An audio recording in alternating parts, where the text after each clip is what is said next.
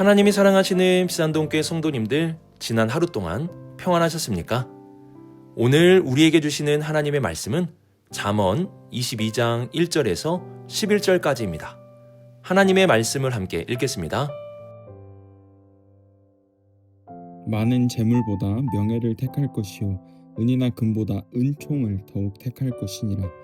가난한 자와 부한 자가 함께 살거니와 그 모두를 지으신 이는 여호와시니라. 슬기로운 자는 재앙을 보면 숨어 피하여도 어리석은 자는 나가다가 해를 받느니라. 겸손과 여호와를 경외함의 보상은 재물과 영광과 생명이니라.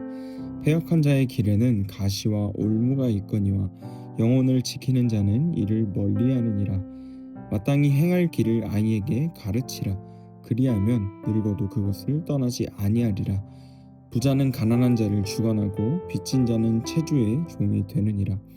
악을 뿌리는 자는 재앙을 거두리니 그 분노의 기세가 쇠하리라. 선한 눈을 가진 자는 복을 받으리니 이는 양식을 가난한 자에게 주미니라.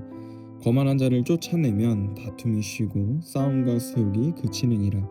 마음의 정결을 사모하는 자의 입술에는 덕이 있으므로 임금이 그의 친구가 되느니라.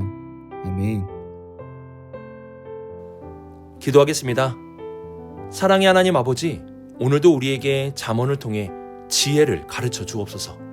세상의 지혜가 아닌 하나님의 말씀을 통해 지혜를 배우겠습니다. 오늘도 세상 속에서 주님이 가르쳐 주신 지혜를 가지고 살아가는 우리 모두가 되게 하여 주옵소서. 이 모든 말씀 우리 주 예수 그리스도의 이름으로 기도드립니다. 아멘.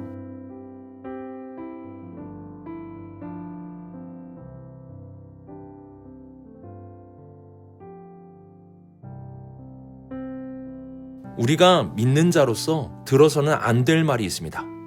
그것은 돈을 밝힌다는 말입니다. 이 말을 우리가 듣는다면 영적으로 큰 병에 걸렸다라고 여기시면 됩니다. 돈을 밝힌다는 말은 돈을 가장 중요하게 여긴다는 뜻입니다. 돈은 중요하지만 그 앞에 가장이라는 말이 붙게 되면 안 됩니다. 내 삶에 돈은 필요하지만 가장 필요하다고 여기게 되면 돈이 우리를 집어삼키게 됩니다. 잠언은 우리에게 돈보다 더 중요한 것이 있다는 사실을 알려줍니다. 즉, 돈이 가장 중요한 것은 아니라는 사실입니다. 1절을 보시면 돈보다 중요한 것에 대해 명예가 있음을 밝힙니다. 여기서 명예란 단순히 사람들에게 인기를 얻거나 칭찬을 받는 것을 뜻하지 않습니다. 명예란 자신이 지켜야 할 것을 지키는 삶을 말합니다. 군인의 명예는 나라를 지키는 것이고, 경찰의 명예는 치안을 지키는 것이며, 소방관의 명예는 생명을 구하는 것입니다. 그렇다면 그리스도의 명예는 무엇입니까? 그것은 이 땅에서 그리스도인답게 살아가는 것입니다. 직장인으로서, 부모로서, 자녀로서, 성도로서 지켜야 할 것을 지키며 사는 것, 그것이 바로 명예입니다.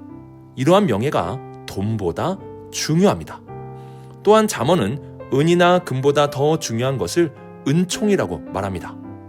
여기서 은총은 사람들에게 사랑을 받는 것을 뜻합니다. 사랑받을 만한 사람이 되는 것이 돈보다 더 중요합니다. 사랑받는 사람은 우연히 그렇게 되는 것이 아닙니다. 먼저 사랑을 베푸는 사람이 되어야 합니다. 내가 먼저 친절을 베풀고 섬기며 호의를 나눌 때 사람들은 나를 사랑하게 됩니다. 돈은 호의를 베풀고 사랑을 받으며 살기 위하여 필요한 수단인 것이지 우리의 목적은 아닙니다. 그리고 2절을 보시면 가난한 자와 부한 자가 함께 살거니와 그 모두를 지으신 이는 여호와시니라 라고 말씀합니다. 이 세상을 보면 돈이 많은 사람이 있고 돈이 없는 사람도 있습니다. 그러나 여호와 하나님 앞에서는 부자든 가난한 자이든 모두 다 존귀한 자들입니다. 돈의 많고 적음에 따라 그 사람의 존재 가치가 달라지는 것이 아닙니다. 즉, 돈보다 사람이 더 중요하다는 사실입니다. 돈은 필요합니다. 그러나 가장 중요한 것은 아닙니다. 돈보다 명예를 지키며 사는 것이 더 중요하고, 돈보다 사람들에게 호의를 베풀어 은총을 받는 것이 더 중요하고, 돈보다 사람이 더 중요한 것입니다.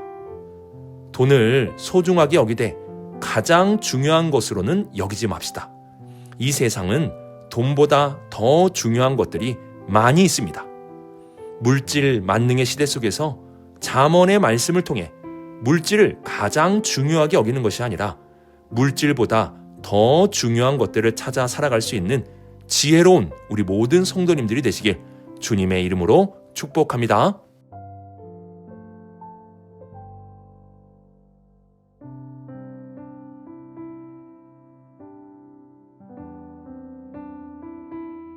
하나님을 경외하는 것은 잠언의 핵심 가르침입니다. 그러면은 무엇이 하나님을 경외하는 것일까요? 먼저 하나님을 경외한다는 것은 하나님을 두려워하는 마음을 말합니다. 우리는 하나님을 기뻐함과 동시에 하나님에 대한 두려움, 경외심을 가져야 합니다. 물론 모든 부분에서 하나님을 두려워한다면 우리의 신앙생활에 문제가 생길 수 있겠지만 하나님에 대한 두려움은 우리 신앙생활에서 많은 면에서 유익이 됩니다.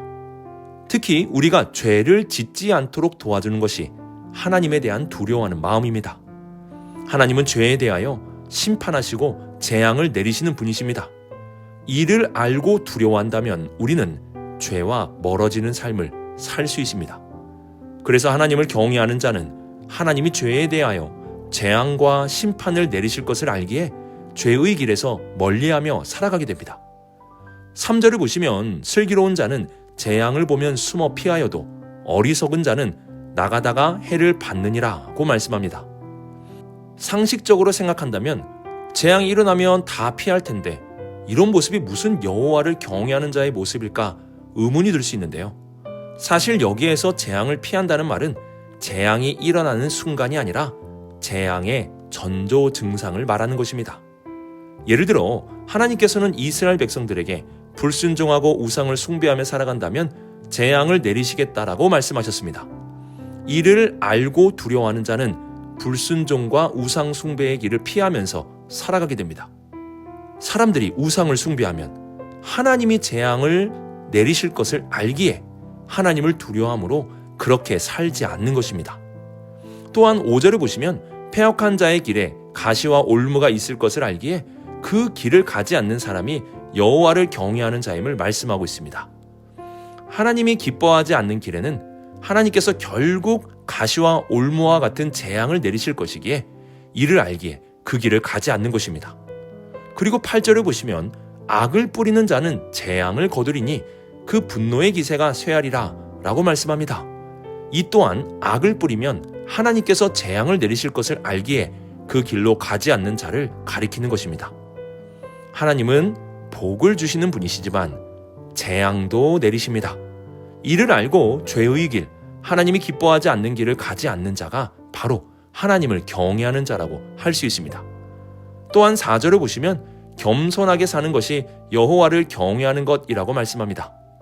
세상은 자신을 낮추는 사람을 무시할 수 있겠지만 하나님은 자신을 낮추는 자를 높여주시는 분이십니다.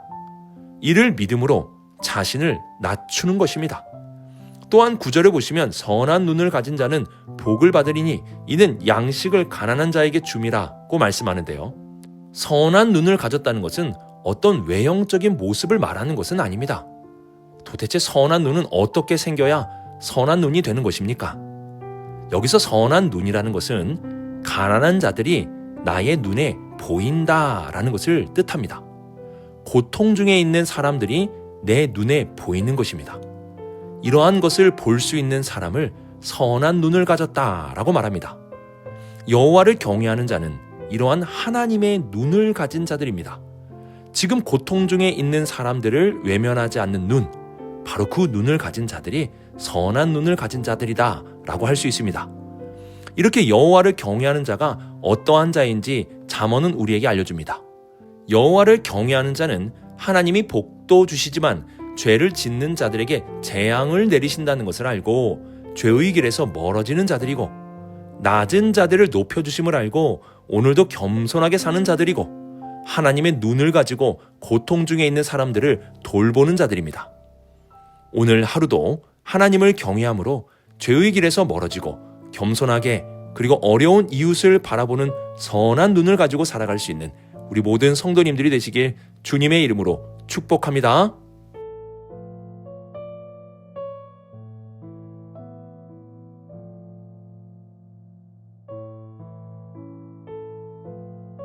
어제 말씀드렸듯이 잠언에서의 대조는 선택을 강조하는 것입니다. 악인의 길과 의인의 길을 대조하여 무엇을 선택할지 결정하라는 것입니다. 우리는 돈보다 더 중요한 것이 있음을 알고 돈보다 명예를, 은총을, 그리고 사람을 선택해야 합니다. 또한 여호와를 경외하는 자의 길을 선택하며 살아갈 수 있어야 합니다. 그리고 오늘 말씀을 보시면 세상 속에서 우리가 어떻게 살아야 하는지를 알려주는 잠언들이 기록되어 있습니다.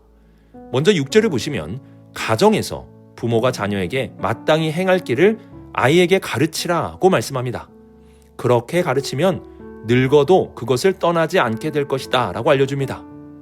가정은 지혜를 배우는 첫 번째 학교입니다. 부모는 자녀에게 단순히 세상 지식을 가르치는 것이 아니라 하나님을 경외하는 마음과 바른 가치관을 심어주어야 합니다. 그러면 부모는 어떤 지혜를 가르쳐야 할까요? 돈보다 더 중요한 것이 있음을 가르쳐야 하고 여호와를 경외하는 것이 참된 지혜의 시작임을 가르쳐야 합니다. 부모가 전해준 지혜의 길은 자녀의 인생 속에 깊이 새겨집니다. 3살 버릇 80까지 간다는 말처럼 어린 시절 배운 신앙과 지혜는 평생의 방향이 됩니다. 그리고 7절을 보시면 부자는 가난한 자를 주관하고 빚진 자는 채주의 종이 되느니라고 말씀합니다. 이 말씀은 단순히 빈부격차를 인정하거나 차별을 정당화하는 말씀은 아닙니다. 하나님은 언제나 공의와 정의의 하나님이십니다. 불의하게 가난한 자를 억압하는 자를 심판하시는 분이 우리 하나님이십니다. 이와 함께 가난을 핑계로 아무 노력도 하지 않는 태도 역시 하나님 앞에서는 옳지 않음이라고 말씀하고 있습니다.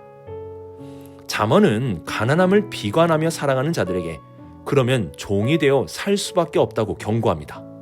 그래서 가난함 속에서도 비관하고 좌절하지 말고 하루하루를 소중히 여기며 최선을 다해서 살아가라 라고 말씀하고 있습니다. 그리고 10절에 보시면 다툼은 거만한 자들로 인하여 나타남을 알려줍니다. 세상을 살다 보면 다툼이 일어납니다. 그러나 지혜로운 자는 다툼이 일어났을 때 내 안에 교만함으로 인하여 일어나지는 않았는지 스스로를 점검합니다. 그리고 11절에 보시면 마음의 정결에 대해서도 말씀하는데요.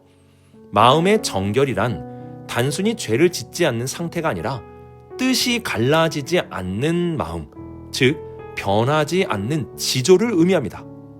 하나님 앞에서 정한 뜻이 있다면 세상의 압력 속에서도 그 뜻을 굽히지 않는 사람이 되어야 한다는 것이죠.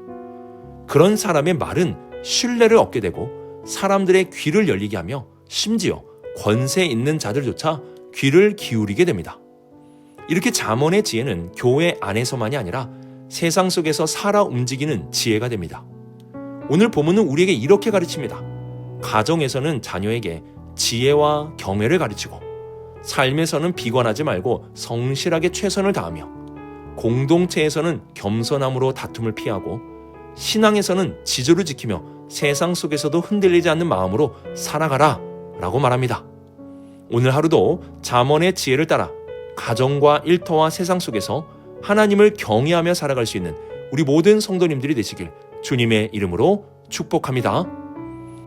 오늘의 말씀을 묵상하며 물질보다 더 중요한 명예, 은총, 사람의 가치를 아는 지혜를, 그리고 죄를 심판하시는 하나님을 두려워함으로 죄의 길을 멀리하는 지혜를, 또한 겸손하며 하나님의 눈으로 약한 자들을 돌아볼 수 있는 지혜를, 마지막으로 가정 속에서 지혜를 가르치고 사회 속에서 교만함으로 다투지 않으며 세상 속에서도 지조 있게 사는 이러한 지혜를 가지고 살아갈 수 있는 우리 모든 성도님들이 되시길 주님의 이름으로 축복합니다. 기도하겠습니다.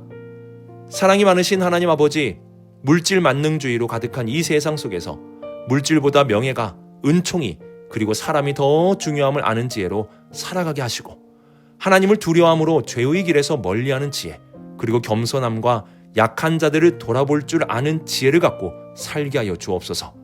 또한 오늘 우리가 나아가는 세상 속에서도 세상 물결에 휩쓸리지 않고 지혜를 가지고 분별하며 살아갈 수 있는 우리 모든 성도들 되게 하여 주옵소서. 이 모든 말씀 하나님의 아들 우리 주 예수 그리스도의 이름으로 기도드립니다. 아멘.